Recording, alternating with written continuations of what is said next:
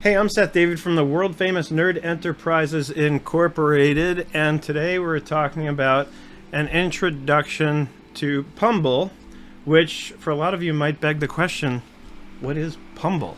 Well, if you happen to have caught my recent post on 8 Slack alternatives and which one I landed on and why, then you know that Pumble is the alternative that I landed on. Check out the Pumble website and learn all about Pumble. Pumble is made by Cake.com, who has made some other products you may be familiar with, especially in the accounting world.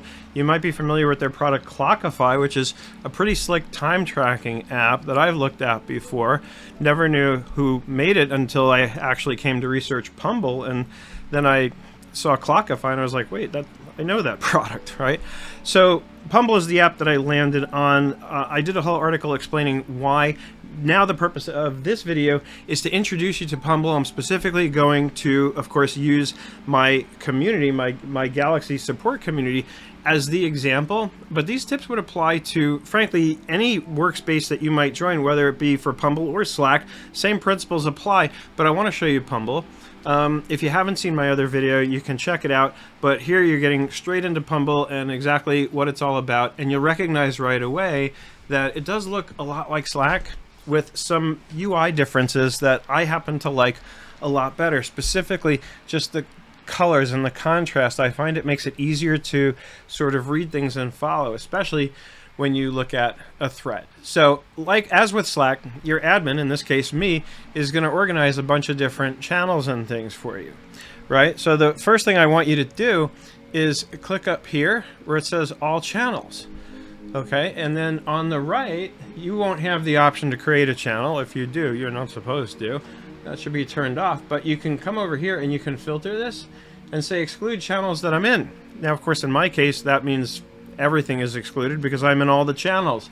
But when you first join, you won't be. The idea is I want you to be able to choose the channels that you have access to based on what interests you at the time. There are a series of channels that will be assigned to you by default that everybody's assigned to. For example, the announcements channel. The announcements channel is a one-way channel. You cannot post here, only I can, and that's the point. It's for me to make announcements. But the one where you will see a lot of activity is here where I call it 00 Nerd Hub. I put the 2 zeros in front to make sure it kind of rolls up to the top of anywhere. And yours isn't going to be organized with these categories like mine are initially. In a few minutes I'm going to show you how to do that and why I think you should. And you'll see that you come in here, certain days of the week I post something designed to engage the community, to get people talking, you know, and hopefully you'll get in here and participate. Those of you who choose to join this, here's Mariette letting me know she saw my article on LinkedIn, and so I'm sure more people throughout the day will jump in here and chime in and give me their thoughts, right? And then the next thing is the organization, right? Now, how does this work? So initially you're going to have just a list of channels, right, based on which ones you've joined. But if you click this ellipsis, you can either create a channel, or well, you can't create a channel, but you can create a new section, right?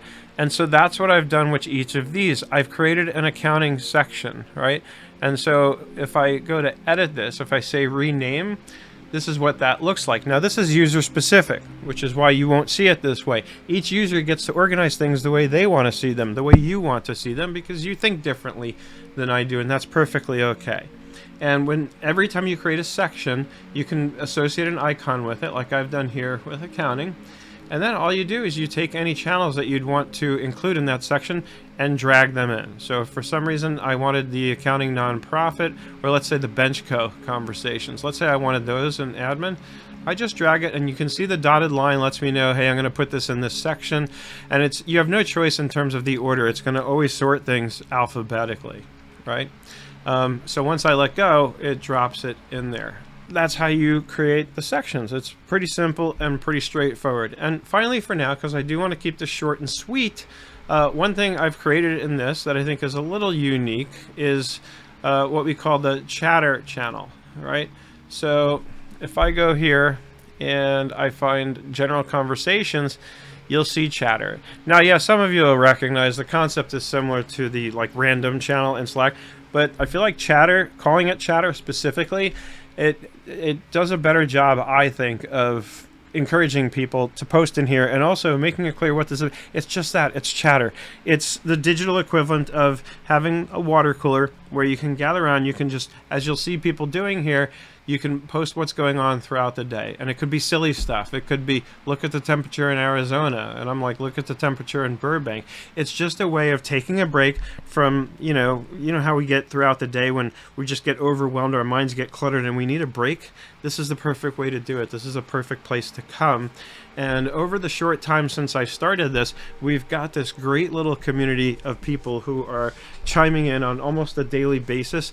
And it's fun. We're just sharing. This is a hobby I have. This is something I'm doing. And of course, that gets mixed in between this and the more serious business-related conversations, as in, hey, I've got this situation with a client, and I need your suggestions or advice on what to do about that situation. There's a lot more to it, but I want to do this in small pieces so that you can get in and do it in a way that's sort of digestible. So by all means, check out Pumble. I'm going to do another article soon on why I think you should use this and how to lay out your own kind of support plan for your own clients. And how brilliant this is, because it's basically taking something that you're probably already doing for free and rolling it up into a package that allows you to get paid for it. So that's my story, and I'm sticking to it. If you have any questions, wherever you're watching this, post it in the comments. If you're watching on the blog, there's probably a link you'll see right next to this that invites you to join this very community so that you can ask all the questions you want, and I am happy to jump in and answer them, usually very quickly, always within one business day at the very latest. That's all, folks. I hope you learned something here, had some fun along the way. I hope you're having an absolutely fantastic day, and I look forward to seeing you on the web.